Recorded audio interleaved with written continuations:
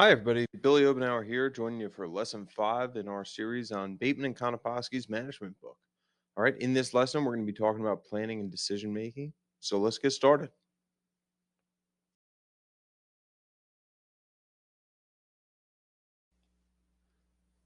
We're going to open this lesson by summarizing the basic steps in the planning process. All right, then we're going to discuss how plans at different levels within the organization need to be integrated. All right, we're going to move forward and describe the strategic management process and the importance of SWOT analysis in our strategy formulation. Then we're going to analyze how companies can achieve competitive advantage through business strategy. Next, we're going to identify the keys to effective strategy implementation, explain how to make effective decisions as a manager, and look at some of the obstacles that impact our decision making process and prevent us from making rational decisions. Finally, we're going to summarize the principles for group decision making.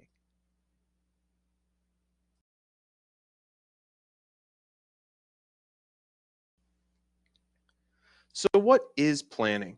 Planning is essentially how we organize our decision making process. All right, a few keys to plans are that they need to be conscious or deliberate, which means that plans are not going to be reactionary. Okay, they're going to be systematic in nature.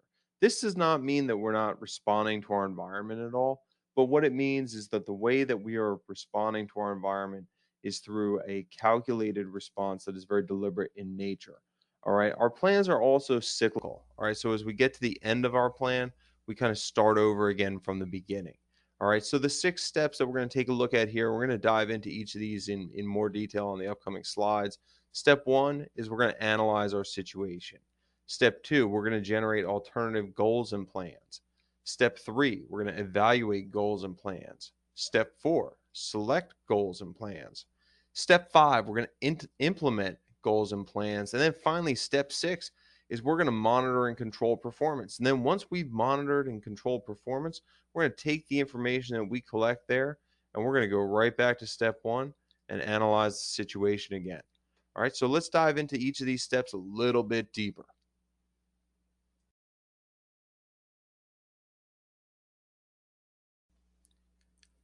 Step one in our planning process is to analyze the situation. And in this step, we're going to conduct what we call a situational analysis, where we're going to gather data and information such as industry trends, forecasts, information on the internal resources that we have in our organization, and additional data on the external environment. We're going to take all this information, we're going to integrate it, and we're going to conduct an analysis of the situation. Now, what's important to remember with a situational analysis is that we have to work within time and resource constraints. And what that means is that we don't have all the time in the world and we don't have all the money in the world and we don't have all the information in the world. We have very limited resources and limited time in which to make our decisions. Great example of this is colleges and universities in the beginning of the COVID-19 pandemic. All right, so for many of us, as the pandemic started to first really take off in the United States of America, we were on spring break. Okay, so there was very limited amount of time that our universities had to make any types of decisions because we had just spent sent our students out to travel all over the country, in some cases all over the world, and they would be coming back to us. So we had sent them out on spring break. They were going to be back in a week. We had to have a plan in place within a week of what we were going to do. Now, in the case of the college that I was at the time, they extended spring break by a week, so they were able to give a little more time to the planning process. But it didn't give us that much more time because you didn't even have that full 2 weeks to develop your plan because you had to allow your students and your faculty to prepare for whatever the plan was that you were going to put into place. So that's an example of how, as the schools were conducting their situational analyses, they had to work within time constraints. Now, in terms of resource constraints, they lacked a lot of information about COVID 19 back in March of 2020.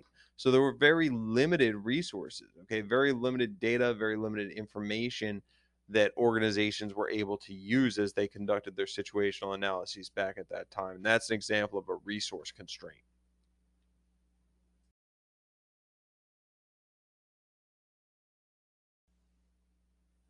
Step two is to generate alternative goals and plans. Okay, now as we think about goals and plans, goals are our targets that we want to reach. So think of them as your destination, and plans are actions that we're going to take to achieve our goals. So if you're thinking of goals as a destination, Think of plans as the pathway to get to your destination. Okay. And there are three different types of plans that we're going to look at generating here. The first one is called a single use plan. Okay. And this is going to focus on what we call non repeating goals. And a great example of where you would use a single use plan would be if the Olympics came to your city.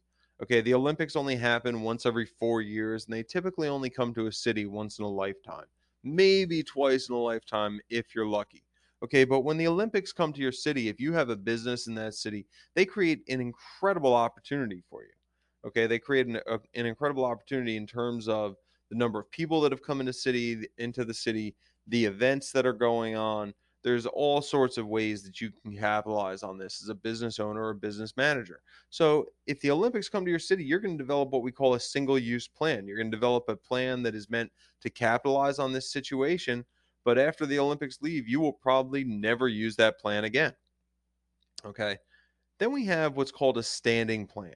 Okay, and a standing plan is something that we design to accomplish an enduring set of goals, or maybe something that's going to be a little bit cyclical in nature. All right, so we'll look at how are we going to sell our products, how are we going to merchandise, and they may be cyclical in nature in the sense that the industry that I came in, we had kind of different plans that we would look at for, say, the Thanksgiving, Christmas time of year as compared to the spring, but ultimately it was all part of one big plan that was cyclical in nature, right? So I managed a Home Depot. If you were to go into Home Depot in May, pretty much the same thing would be happening every year. You see the same spring materials coming in shipments in late April, early May.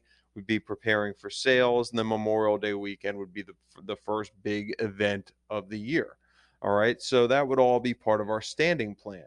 Now, a contingency plan basically specifies what's going to happen if there's some type of change. All right, so I managed in Vermont, and in Vermont in May, it's not as warm as it is in, say, the mid Atlantic regions. So, our plans that we had in terms of what types of plants we would bring in to sell and so on and so forth were a little bit tough in Vermont because even though the weather was usually good in May, there was a possibility that we would have frost at night.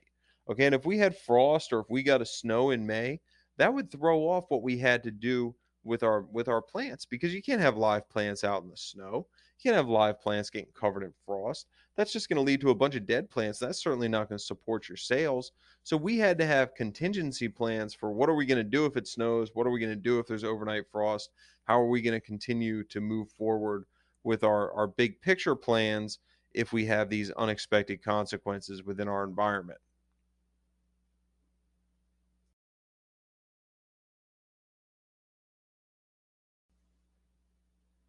Next, we're going to evaluate our goals and plans. And as we do this, we're going to consider the advantages, the disadvantages, and the alignment with priorities for each of our goals. Okay, so we may have a goal set up here that is very profitable in nature, and that might be one of the advantages of the goal. But the goal might have disadvantages in the sense that maybe it's harmful to the environment, or maybe it's going to bring us bad PR if we pursue this goal. All right, so it's going to be very important that we understand as we look at our big picture of what we're trying to do, how is our goal aligned with our priorities? Okay, so if our in our big picture, if our goal is to be profitable, then a goal that brings us profit is going to be aligned with that. If our big picture is to be profitable, a goal that is not very revenue generating but is environmentally friendly is going to be less aligned with that goal. All right, so as we evaluate our goals, we're going to move on and look at our plans, and we're going to see, how many of our goals are supported by each plan. Does this plan support all of our goals? Does it help some goals while hurting us from achieving others? And this is how we're going to go through the evaluation process.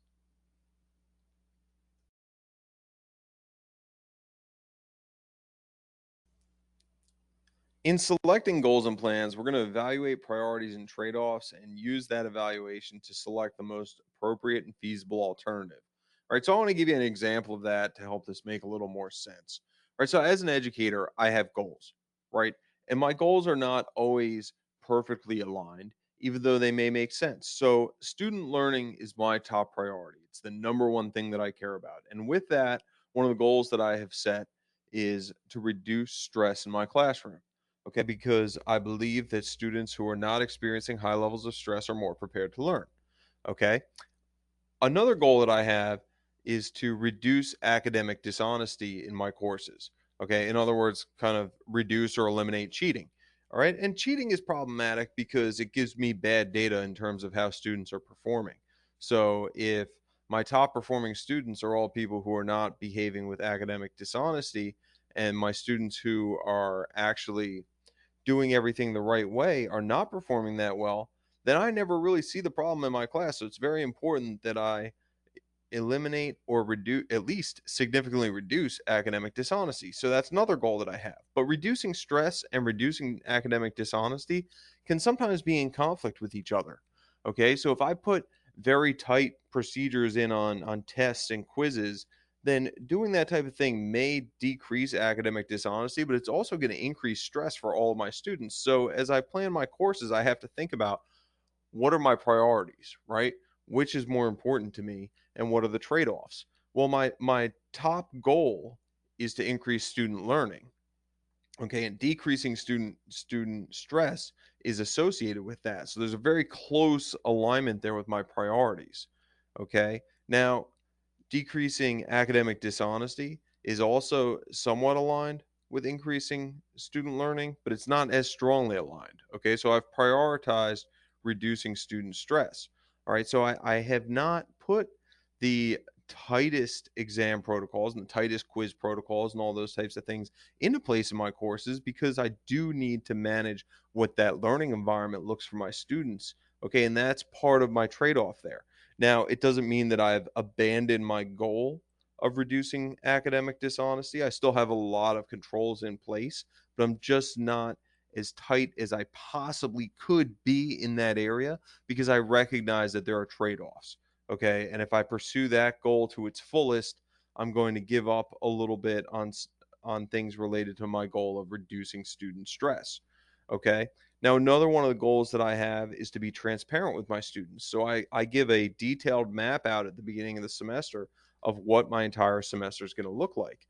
Because of this, it's very important for me to have potential scenarios in mind in terms of thinking of contingency plans. Okay, so if I find out that I am having problems with cheating in my class after I've laid out my entire course, well, how am I going to address that? Because I've already given the students a plan for how they're going to do everything over the course of the semester. So how can I address this issue that I have without changing the plan? All right. That's why it's important for me to think through, what does that scenario look like?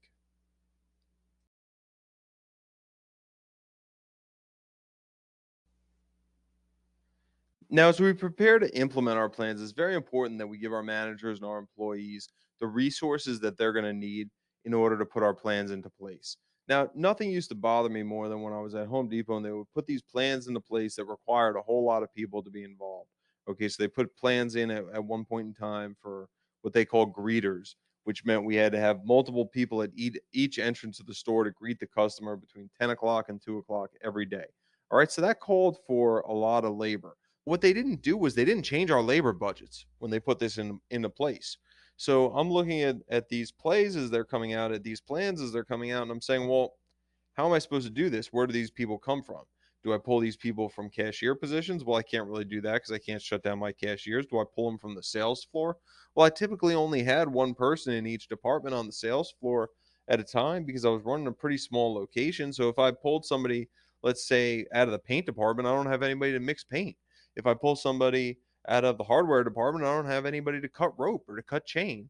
So that created a real problem for me because I had this plan here that I was responsible for implementing, but my organization didn't provide me with the resources, particularly with the labor, in order to execute it.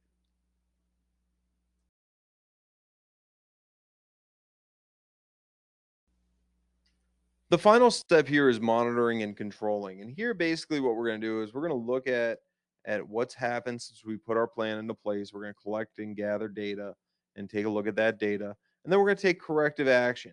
All right, now it's very important that you recognize that corrective action does not mean firing. Okay, all too often managers think fixing things means replacing people. Well, I'm going to give you a quick example of why that's not the case. So over here we have number 17 for the Buffalo Bills, Josh Allen. Josh Allen is a very good football player. All right. And in the 2020-2021 season, he was second in the NFL in MVP voting, just to tell you how good he is. Okay, so we open up the 21-22 season, and we're all expecting to see great things from Josh Allen in Buffalo. Okay, and weeks 1 and 2, well, they didn't really go so well. Okay, his completion percentages in those weeks was 58 and 51%, which is considered pretty low. Okay, he didn't throw a lot of touchdowns, only one in the first game, two in the second game. He didn't even have 200 yards in the second game. So things weren't really looking all that great for Josh Allen, right? Now, did the Bills fire him? Did they decide to play somebody else? Of course not, because Josh Allen is really good. And just because the plan didn't work doesn't mean that the person doesn't work. So going into week 3, the coaches just told him, hey, you got to throw different passes than you've been throwing. You got to throw more short passes. You keep trying to throw these big passes and have big plays. Just hit the short play. Hit the short play. Okay? So he goes out in week 3 and he throws 43 passes. There were a few big passes out there, but for the most part, there were a lot of little short passes. He got 32 completions and 358 yards. He completed 3/4 of his passes, which is a lot more than he had been completing, and he threw for 4 touchdowns, which is twice as much as he had thrown in any of the previous 2 games that season. All right, so sometimes taking corrective action doesn't mean firing our people. It just means changing the plan in terms of what we're going to do moving forward.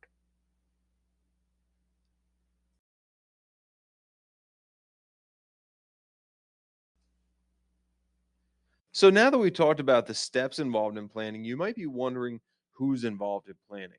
Well, managers plan at all levels of the organization. All right. So even though we may think of our top leaders as being involved in planning more than other leaders, and it's true that they're driving the strategic plans of the organization.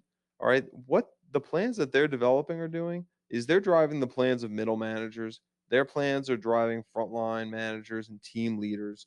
Okay, so what type of planning are these lower level managers involved in? I want you to take a minute, and you can pause the video if you need to think about what type of goals might a head cashier have to meet, and what type of planning might be required to meet these goals. Well, if you've thought about these questions, you might think the head cashier is in a grocery store or retail store is responsible for making sure that they have coverage on the register, but also has a goal of making sure that all the employees get the breaks that they're entitled to. Okay, so there's definitely going to be planning involved in figuring out how do we lay out that schedule, how do we plan our breaks, and so on and so forth.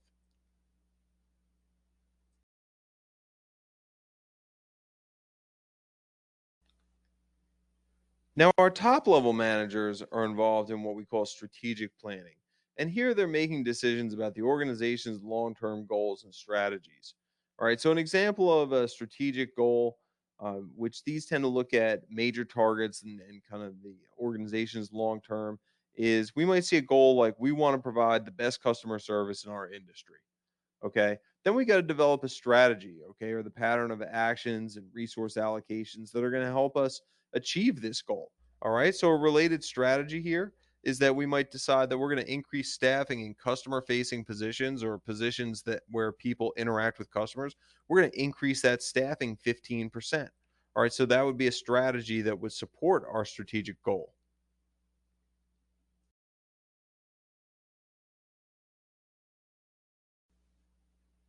Now that our top level managers have started to set some goals and develop strategies, our middle managers are going to engage in what we call tactical planning.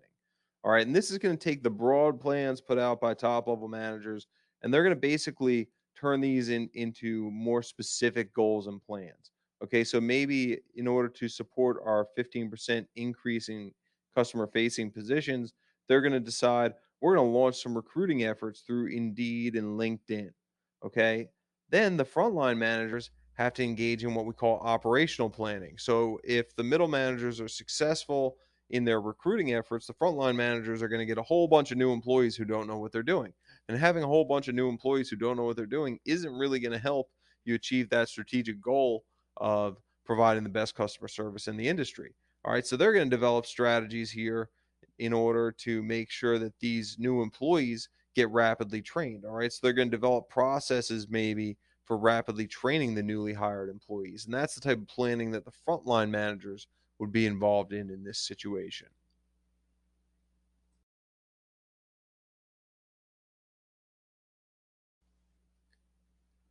And as we consider the types of plans that the different levels of managers were developing before, you may have noticed that the top level managers were developing pretty low detailed plans, and these might have been fairly long term, right? You're not going to become the top customer service company in your industry overnight.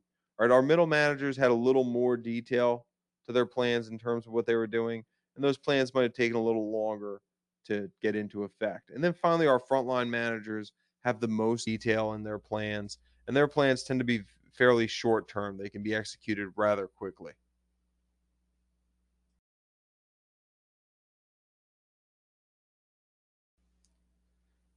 The other thing that hopefully you noticed in the plans that we were just discussing there is that they were fairly closely aligned, right? So the strategic, tactical, and operational plans were all supporting the same thing. So at the top level, we were looking to provide the best customer service. At the next level, we had a hiring plan. At the next level, we had a training plan, and so on. All right, here's another example from Whole Foods showing how we can align our plans. All right, so strategic value of selling high quality and high value. We have an operational plan that's focused on ingredients, freshness, and safety, and then tactical plans that deal with the store environments and ensuring that they're safe and inviting. All right, so it's critical that our different levels of plans are aligned because if they're not aligned, then they're not going to be supporting each other and they're not going to be very effective.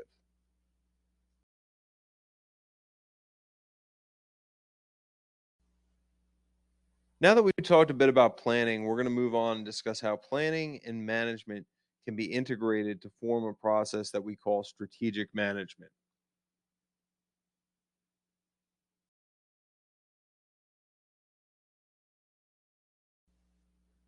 Now, the first step in strategic management is that we've got to know who we are. All right. And we look at that through the lens of a mission statement and our strategic vision. All right. And our mission basically focuses on our purpose and our scope of operations. So if we were to look at the Walt Disney Company's mission statement, it says the mission of the Walt Disney Company is to entertain, inform, and inspire people around the globe through the power of unparalleled storytelling, reflecting the iconic brands, creative minds, and innovative technologies that make ours the world's premier entertainment company. All right. And as we listen to this, we have an understanding of what Disney's trying to do here, right? We know their purpose. It tells us a little bit about their operations too, right? Because we hear about being an entertainment company, we hear about innovative technologies, we hear about storytelling, and so on.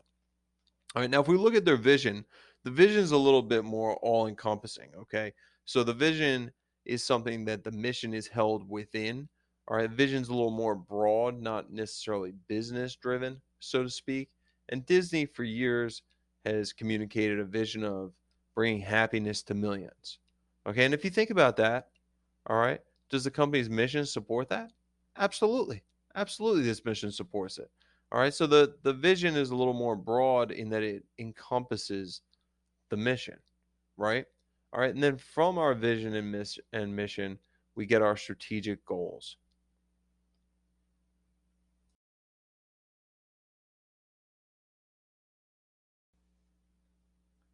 Once we know who we are, we're going to start to analyze our business through the lens of the SWOT analysis by taking a look at external opportunities and threats. So, we're going to ask questions about is the industry growing or is the industry shrinking? What do our competitors look like? What are the legal trends? What do we mean by legal trends? Well, are there labor laws that are changing that could impact our business? Are there environmental laws that are changing that could impact us, and so on? Right?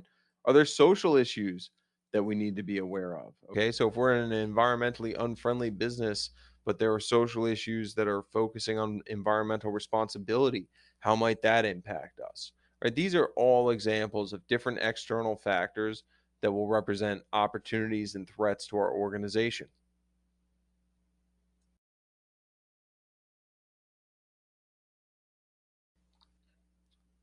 Then we're going to analyze our strengths and weaknesses, and these are internal in nature. All right. So we'll look at some of our resources in terms of tangible assets and intangible assets. Okay. And our tangible assets are things that we can actually quantify. All right. So we might think about our facilities or our equipment. Okay. Now, it's really easy to think about how can facilities be an advantage, right? So maybe we have a nice big factory in a great location, and that's an asset to us, and that's an internal strength. Okay. But our facilities can also be a weakness. All right. So I managed in a lot of places that were built in the 1950s and the 1960s when product was very different from the time that I managed. Okay. At the time that I was managing in the lumber industry, we sold a lot of product that came in lengths of 48 feet. So these beams used to get shipped to us and they took up a full tractor trailer. Well, the properties that our company had purchased back 30, 40 years ago were not designed with taking these 48-foot beams through them. So it was very limiting in terms of how much of them can we store, where can we even put them, and so on and so forth. So in that case, our facilities were actually a weakness. Okay. Then we also have our intangible assets, things like reputation and knowledge. And these are things that we can't really quantify, right? And again, you can think about how these things can be strengths. So sometimes, somebody would see a company I was from and they'd say, "Oh, I love that company," and that would show our reputation was a strength. Okay, and then there were also times that I would show up on job sites and somebody would see my uniform, recognize my company, and immediately throw me off the job site and say, "I hate your company. I've heard terrible things about you. I've had bad experiences. Whatever it may be." And that was a case where my reputation was a weakness. Okay, now we have all sorts of different resources out there, okay, in terms of financial, human resources, marketing, operations, and so on. Okay. And the best resources are those that are valuable, rare, inimitable, and organized. All right. And what do we mean by these? We talked about Coke's secret formula during our ethics lesson. So let's look at resources through the lens of Coke's secret formula. Well, Coke's secret formula provides value to the customer, right? People like the taste of Coke, so they purchase it. So that resource there is valuable. Okay, it's rare. There's only one Coke secret formula. All right, there's not multiples out there. Now there are other cola companies, but they don't have Coke secret formula. They have different formulas. Okay, and then it can't be imitated, right? So companies have tried to make something similar, right? But Pepsi can't replicate Coke. Royal Crown Cola couldn't replicate Coke. All right, their formula is something that nobody can copy. Okay, and because of that, their Coca-Cola company's ability to produce that drink is a core capability.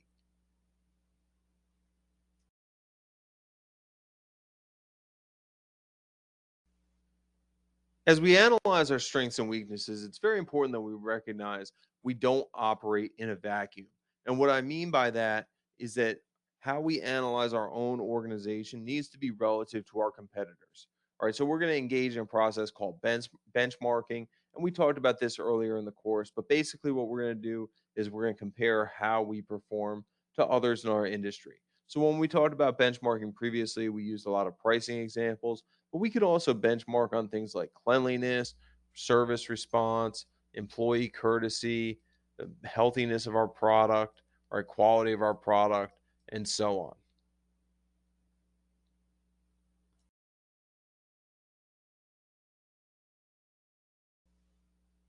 Taken together, this information all contributes to our SWOT analysis. Okay, so our SWOT analysis focuses on strengths, weaknesses, opportunities, and threats. And students often ask questions like, what's the difference between a strength and an opportunity? Well, the difference is that a strength is something internal. All right, so we're analyzing where we are at internally on something, where as an organization. Whereas when we look at an opportunity is based upon the external environment.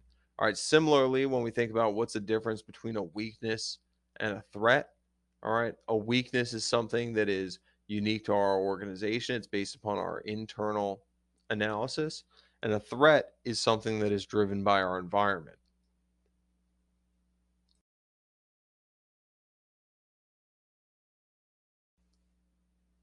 Now, from this analysis, we should be able to start developing a corporate strategy. All right, and there are four basic strategies that we're going to talk about here on this slide. The first one is concentration. All right, an example of concentration would be at a company like Five Guys. Now, when we engage in concentration, what we do is we really just try to focus on what we're good at. Now, if you've ever been to Five Guys, and I'm not an expert on Five Guys, I'm really more hearing about this from other people. I'm actually a vegetarian, but Five Guys is focused on hand cut French fries and fresh meat hamburgers. Okay. So they focus on these couple products. They also have milkshakes and a few drinks. but they focus on these couple products. They try to do them really well, and that's all they're going to do.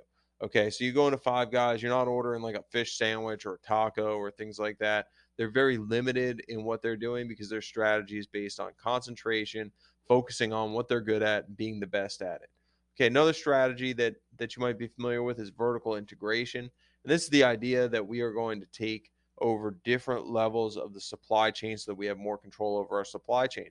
So if you look at Amazon, Amazon for years relied on the USPS, UPS, FedEx to deliver product.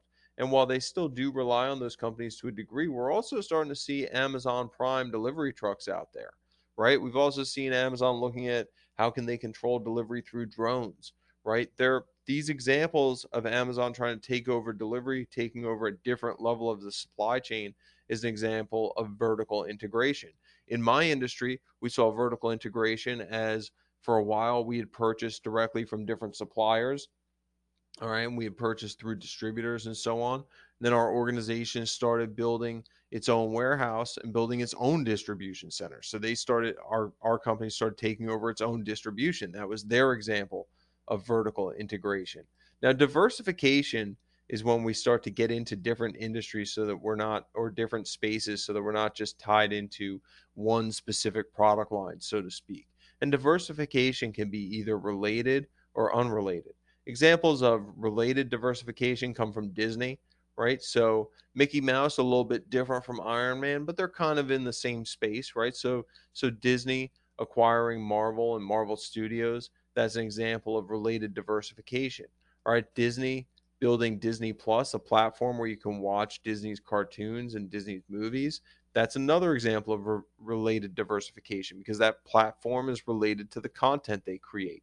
If we look at unrelated diversification, we can look at organization like Virgin, right? So Virgin gets involved in just about whatever Richard Branson wants to. So there's Virgin Records, the music company, and there's Virgin Airlines, right? I can't think of two businesses that seem any more unrelated, but they all fall under the same umbrella, and that's an example of unrelated diversification.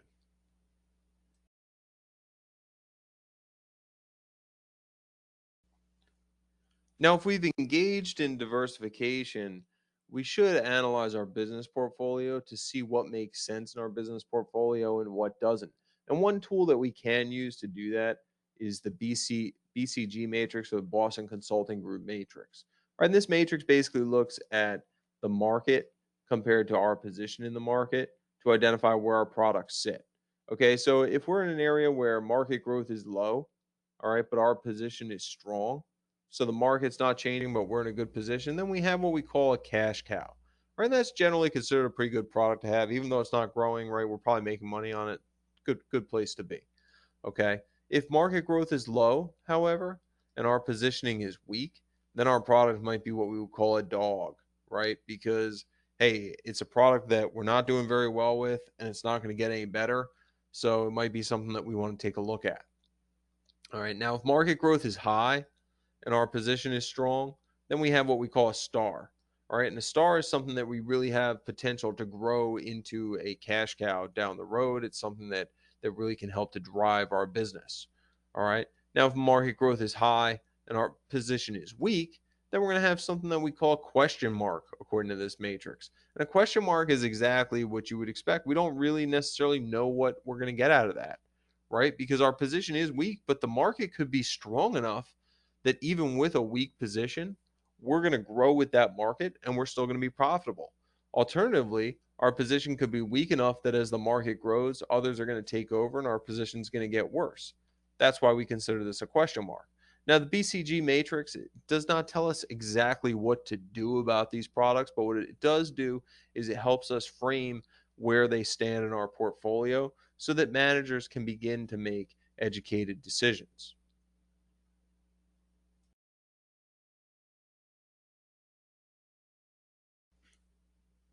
Now, in the BCG matrix, we looked at our position in the marketplace. So, how can we use our strategy to help change or improve our position? Well, one way is we can engage in what we call a low cost strategy. And this is basically a no frill strategy. We just try to be the lowest cost provider in the marketplace, right? So, if you look at a place like Walmart, generally speaking, if you shop at Walmart, you feel pretty confident that you're going to get the lowest price that you could get out there.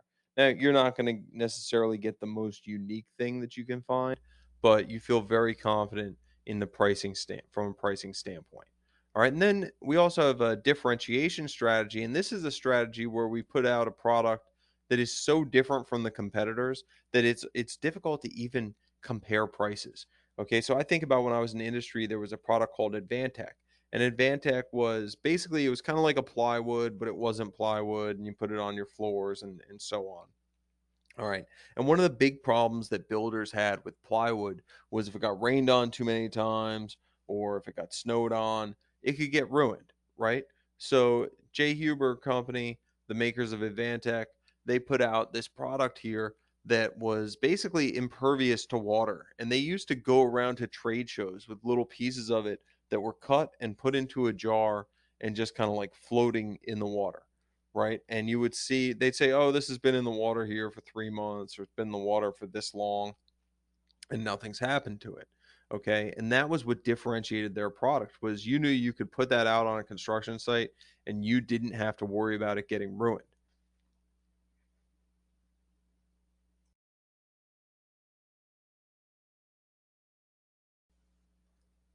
We also can engage in innovative strategies and try to be leaders in our industries. Okay. And there's a lot of advantages associated with this. So, when we're leaders in our industry, obviously we're in spaces where there's not really a lot of other people working. So, we have kind of this first mover advantage. We're not necessarily fighting against other competitors because there's not other people there from a price competitive standpoint.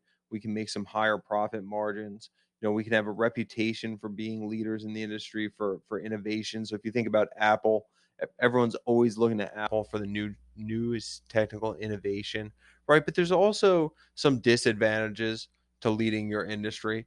Okay, so there's greater risks. All right, sometimes the first movers aren't the ones who survive. All right, so Microsoft didn't invent the spreadsheet, right? There were others in the spreadsheet space before Microsoft, but Microsoft sat back and watched what others did and then did it better and took over that space. Okay, there's cost of customer education. So if I go back to my Jay Huber example, they had reps all over the place explaining to people why their product that they were selling through differentiation was better than others. Why do you need this? Right? And then there's also possible cannibalization of existing products. So, maybe you have a product out there already that you're going to lose sales on because of this new innovation, right? So if we go back to, we've talked about Kodak a few times in this course. If you go back to Kodak not moving with the digital camera, one of the fears there was that the digital camera isn't going to just be something new that adds to our portfolio, but it's going to take away from existing sales, including film sales. All right. Now, that was a concern that obviously came back to really harm that company, but it is a risk out there for first movers nonetheless.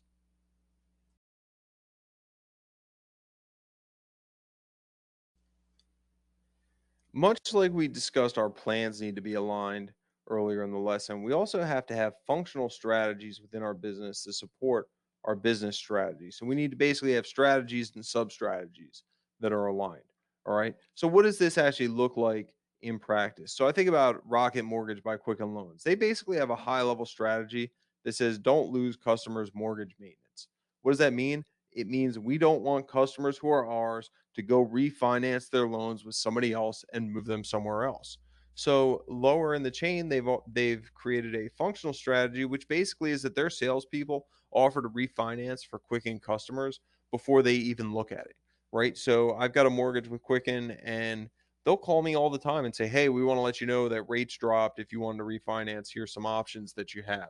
And why do they do that? They do that because that's their way of ensuring that they're supporting their high level strategy of not losing customers.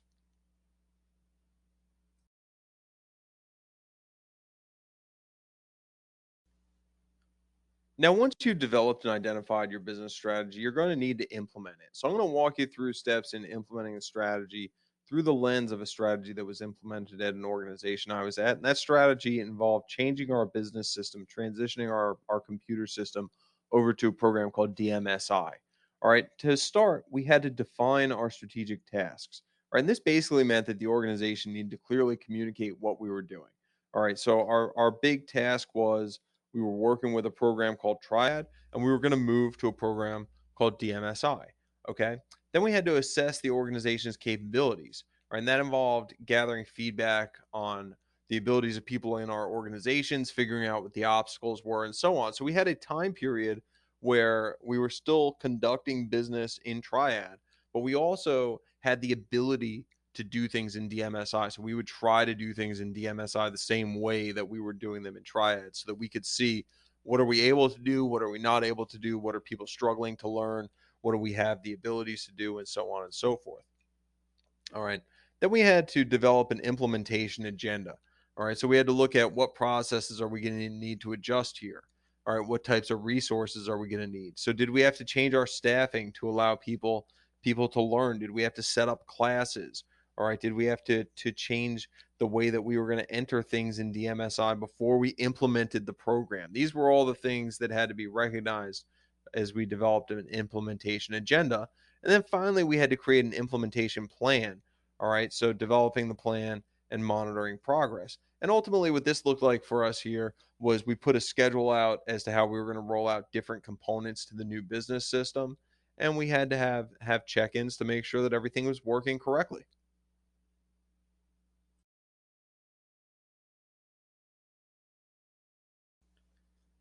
In monitoring our implementation, we need to make sure that managers can effectively evaluate progress and also take corrective action. Okay, and we do this through something called a strategic control system. All right, now it's important as we put a strategic control system in place that we have to remember what some of our goals are. All right, one is that we need to have efficiency. So as we implement our strategy, we need to be efficient and reduce waste in that process. But we also have to have flexibility, right? Because we have to recognize that as we implement our strategy, everything might not be perfect. So we are going to need to have the ability to adapt. All right. So what's going to be required here for the strategic control system? Well, for one, we're going to need performance indicators. All right. So if we go back to DMSI, how do we know if it was working? How do we know if it wasn't working, and so on? Well, we had to look at a few things. What was the time that it was taking for people to enter orders? Was it taking people longer to enter orders than it was in the old system? What did our accuracy rates look like compared to what they had been before, and so on? All right. And a lot of these key performance indicators that we were using were collected through our information system. Okay. So you have to have some type of system that's going to gather this data for you. And then you have to look at how are you actually going to monitor the progress, right? Because you can't just have a whole bunch of unstructured data and have no idea what you're going to look at. You have to understand what data that you're going to look at, what are you going to compare it to, and how are you going to use that to determine whether or not you're successful.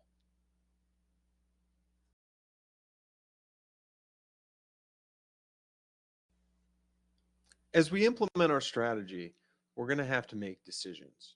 All right. And a lot of people don't like to make decisions because making decisions is hard. All right. Some of the challenges that come up with making decisions are a lack of structure when we're faced with new problems, the uncertainty that's ahead of us. All right. There's certainly risk. And sometimes we even get into conflicts with people over what decisions we have to make. Now, there are two different types of decisions that we're going to take a look at here. The first one is a program decision. And this is like a frequent problem. It's pretty repetitive and routine. So, for example, when I was in the industry, we sold molding or trim, the wood that goes around doors and it's on the floors in your house. Okay, and I had a vendor who pretty much managed that inventory. And he would come through, he would take a look at what my inventory was, and he would suggest an order once every 2 weeks. And we basically had an agreement. And the agreement was if you order too much for me, you either let me send it back or I get a new vendor in here. So my vendor was very careful to manage the inventory appropriately. All right, so every 2 weeks he'd come up to me and say, "This is what I'm recommending." I had to make a decision whether or not to sign off on the purchase order and place that order. And it was a program decision, right? Because I knew that Don was going to do a good job, so I took the PO from him, I signed it. I said I'm gonna trust Don to make this decision this week, and I'm moving forward. Okay, now a non-program decision is a little bit different. Okay, in a non-program decision, we're kind of creating a response to a new type of challenge, something maybe that we haven't dealt with a lot before. Maybe it's similar to something we've dealt before, but it's got its own unique attributes and features. All right, so an example of a non-program challenge, I might have had, say, an upset customer, a customer who wanted to return a $3,000 special order. All right, and if I take this back, there's nothing that I can do with this. And this is not a repeat customer. They signed off on everything. We ordered them exactly what they asked for, but I got to make a decision here. Okay. And it seems like, well, hey, maybe they're responsible for it, but I was in a small town. Okay. And this person happened to be the brother in law of a larger customer of mine and friends with a different customer. Okay. So there's social repercussions as well. So there's all these different components that have to go into making this decision. And that's an example of a non programmed decision.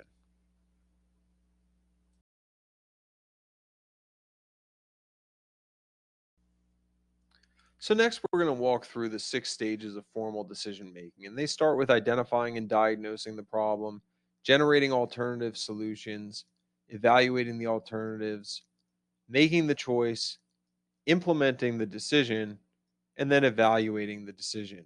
And if these steps sound pretty familiar to you, you might notice that they're very, very similar to the formal planning steps that we discussed earlier in the lesson. So, there's certainly a little bit of redundancy here.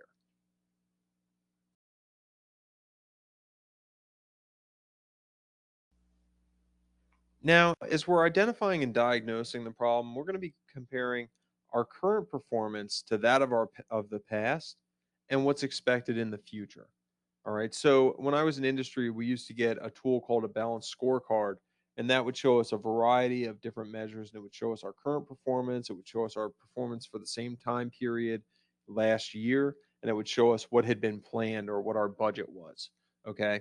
And then what you would do is you would take a look and you'd say, is there a difference between our actual performance and what was planned? And if there was, how can we describe that difference? Okay, so did we exceed it? Did we miss it? Does it depend on what area we're looking at? All right, and what do we think the cause of the deviation is? All right, so is the unit underperforming? In some cases, the plan was bad.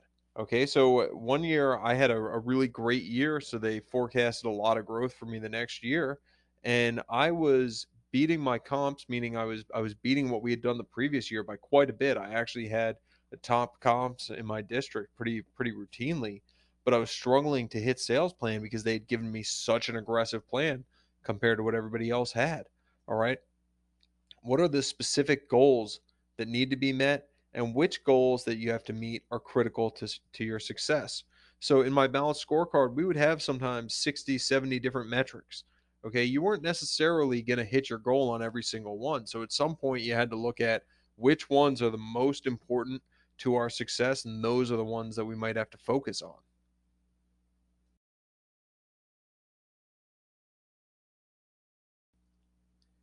Next, we're going to have to work through some alternative solutions. All right, so do we need a ready made solution or do we need a custom made solution? Well, what's the difference between the two of them? I tend to think of a ready made solution as being like dinner in a box, and a custom made solution being like everybody gets to order from the menu. All right, so if we have dinner in a box, we just really need a solution that has been used by a lot of different places. Right. So maybe we have a problem that a generic spreadsheet software is really going to help with, right? So Excel, Google Sheets, whatever we want to use. Okay. Maybe, however, that's not going to help, and we need a software with specific features that will meet our company's needs. All right. We need something that's going to be custom made for us. That would be a custom made solution.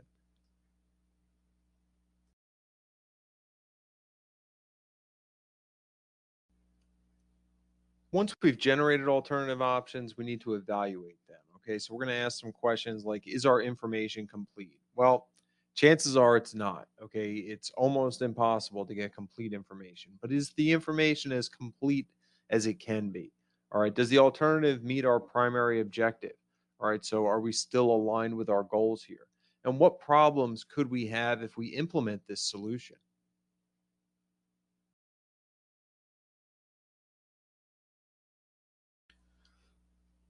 Once we've evaluated the alternatives, we need to make a choice. Okay. And there's a bunch of different criteria that we can use for making our decisions. All right. So we might choose to look at our decisions through a maximizing lens where we try to achieve the best possible outcome.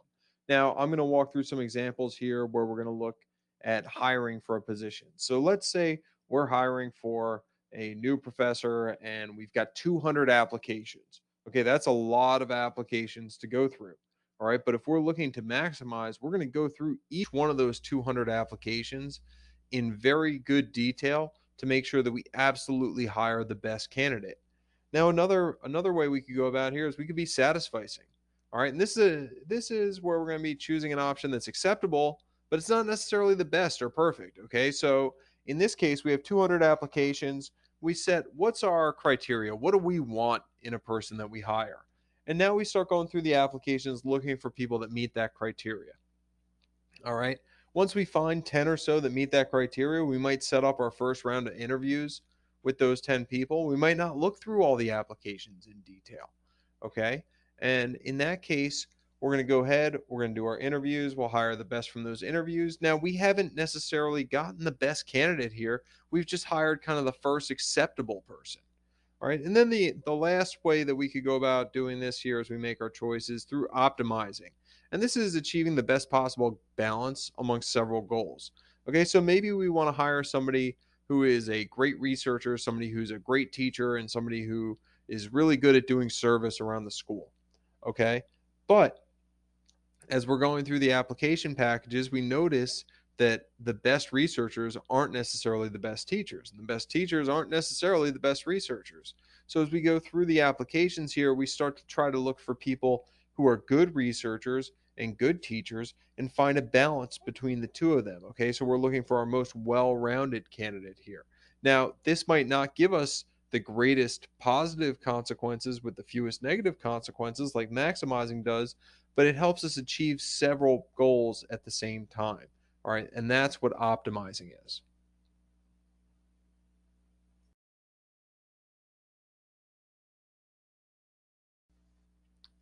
And once we've made our decision, we need to implement it. All right. So we're going to start by envisioning our desired outcome.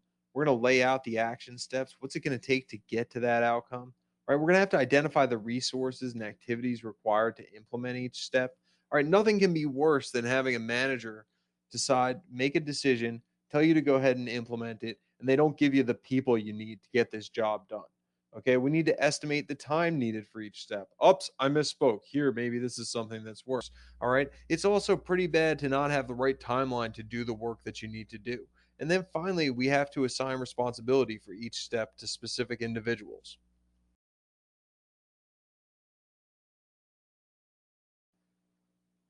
Once you've implemented the decision, you have to move forward and evaluate the decision that you've made. All right. And as you do this, you should have goals that you've identified that allow managers to gather and analyze objective data. And we need to be able to look at both positive and negative feedback. Okay. So, positive feedback helps us learn what we did that we want to do again in the future. But negative feedback might help us learn that we need to invest more time or resources into implementation, or that our decision wasn't really a good decision at all. And we should avoid that type of decision in the future.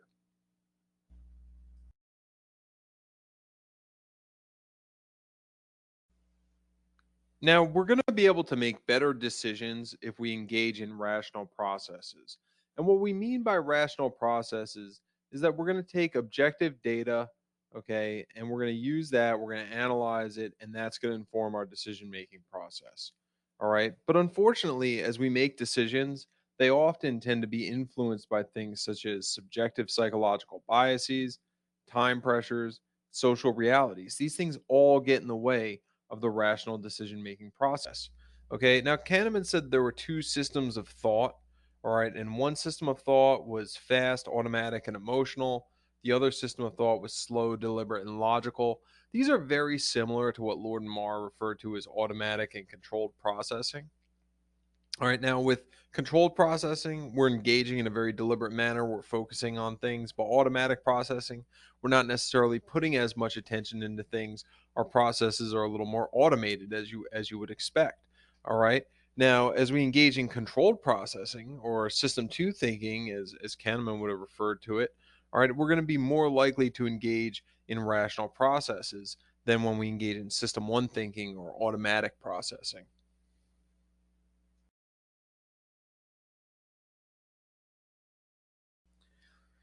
So, what are the biases that influence our decision making process?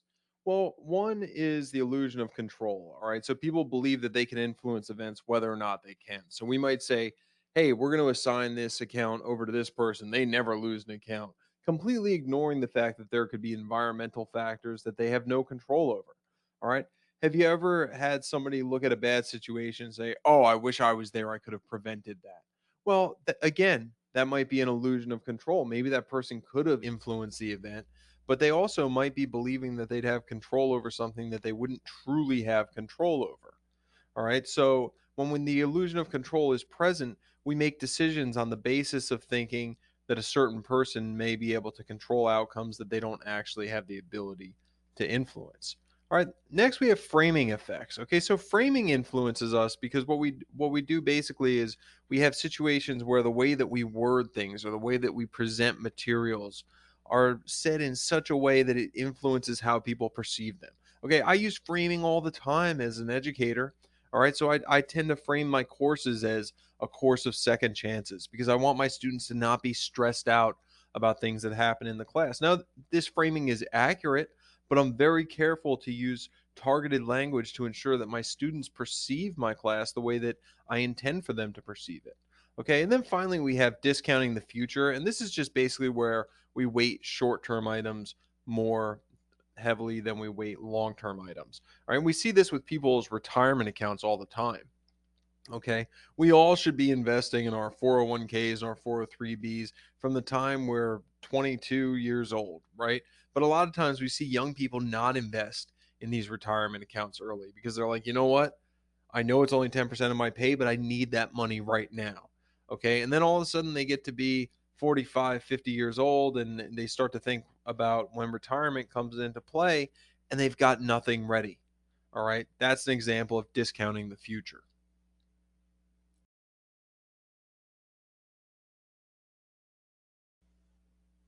Time pressures can also influence our decision making process because pressures that are put on us by needing to do things in a short period of time may prevent us from gathering or analyzing information in such a way that we can engage in rational decision making.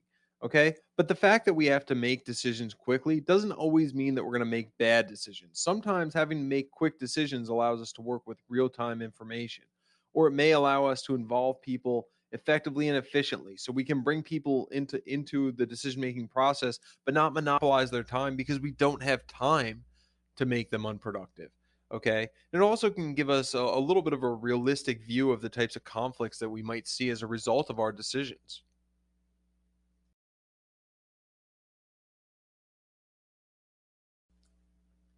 Social realities or things that come about as a result of social interactions can also get in the way of rational decision making. All right. And this happens because a lot of times, rather than one individual manager making a decision, we'll make decisions as a group.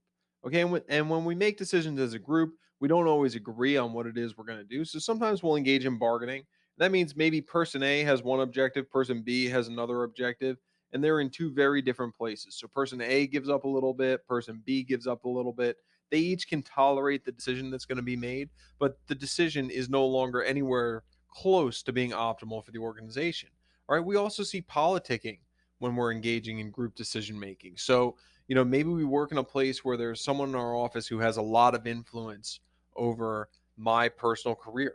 Okay, maybe they have a really good relationship with my boss, and I know they have a good relationship with my boss. I know they're golfing buddies or whatever it is, and I say there is no way in the world that I'm going to upset this person. So I hear what this person wants to do, and even though I don't think it's the optimal decision, I go with it because I'm afraid that if I get this person upset, then they're going to say something to my boss that's going to put me in a bad situation. All right, so rather than do that, I go along with whatever it is that they suggested because I want to make sure that I stay in everybody's good side, and that's an example of politicking.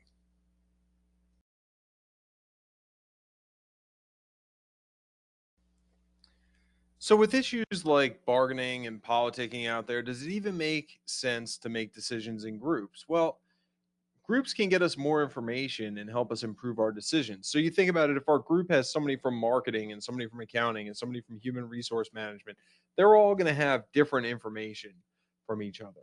All right. They're also going to have differing perspectives that's going to help enhance the problem solving. All right. Because they're all going to look at problems from a different angle.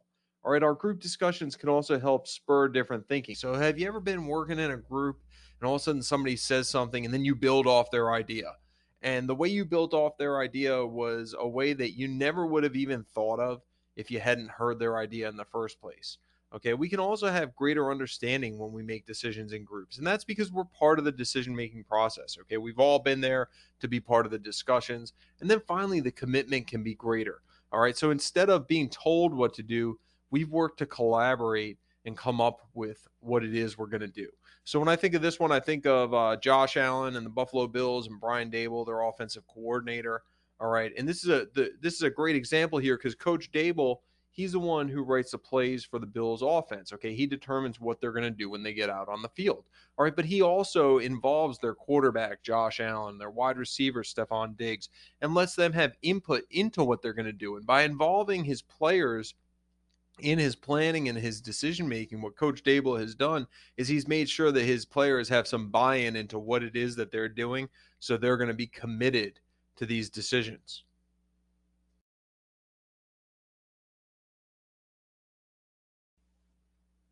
But that doesn't mean that group decision making is always perfect. All right. Sometimes one person can dominate the discussion and undermine the process, particularly if that person holds a position of leadership. When I was a pricing manager, we used to have monthly pricing meetings, and my vice president used to sit in on them. Now, sometimes he'd get involved in the meeting very early. And when he got involved very early, that pretty much drove what we were doing. Nobody was going to speak up and argue with the vice president. If we go back a few slides ago when we talked about politicking, that was not in our best interest. All right. So in those cases, when the vice president dominated the meeting, we would have been better off if he just sent an email telling us what he wanted to do and didn't even bother having a meeting. Okay. Sometimes groups can lead to satisficing, particularly when meetings are at times that people want to get out of work. So if you're stuck in a meeting Friday, 6:30 p.m., you want to get out, right? You're probably not fighting for the best option at that point in time. As soon as somebody puts something in front of you that you say, okay, I can live with this, or this might be okay, you go into satisficing mode. You say, okay, you move forward. All right.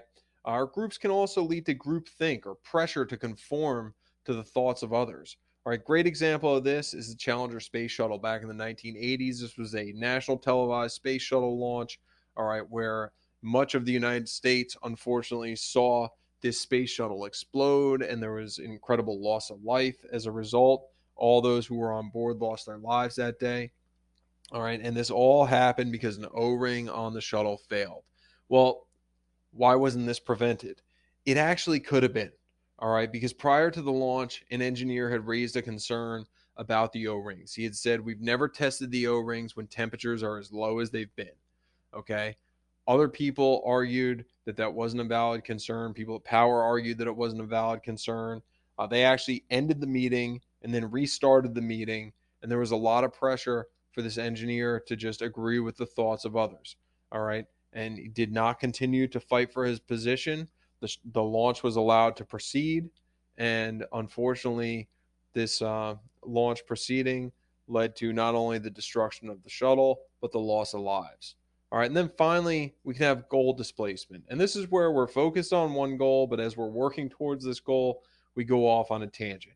All right. And before we know it, we're talking about how we're going to address an issue and working towards a goal that isn't even highly relevant to what our purpose is.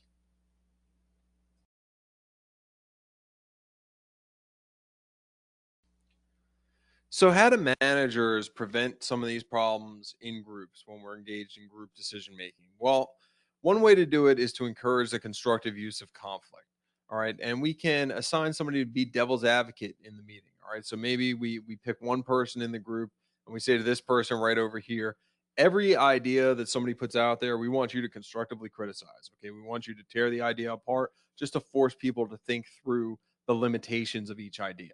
Okay, another option is to look at having a dialectic conflict. All right, and what we do here is we basically say, all right, here's two ideas that we're working with right now. Let's debate these ideas out. All right, and if we do things well in our groups, we can get more creativity that can lead to innovation. And one way that we could do this is through brainstorming. So in brainstorming, we kind of set rules that all ideas are good ideas in the beginning, and we ask people to just come up with whatever ideas they have and put them out for the group. We're going to put them on the board. We just want to gather as many ideas as we can. Our goal isn't even to come up with good ideas. Our goal is to come up with as many ideas as we can, because if we get stuff out there, people can build off of each other's ideas. Now, sometimes brainstorming can be tough because some people engage in the activity more than others do. So I also will recommend from time to time an activity called nominal group technique. All right, and what we do with the nominal group technique is it's very similar to brainstorming, but it's a little bit different. So we ask everybody to brainstorm on their own and come up with as many ideas as they can on their own and not share their ideas with anyone. And then we go around the group and we ask each person to share the best idea that they have. And then we ask them to share the second best idea they have, and so on and so forth. And we make a big list of the ideas from there so that we get the same number of ideas from each person. Then we allow people to ask questions, we discuss the ideas, and we let people vote on them. Okay. And they vote through a silent ballot. We do a ranking, and we'll use that for our decision making process. And because nobody knows how anyone else is voting and our votes are secret, we find ourselves in a situation where people don't feel pressured to vote one way or another.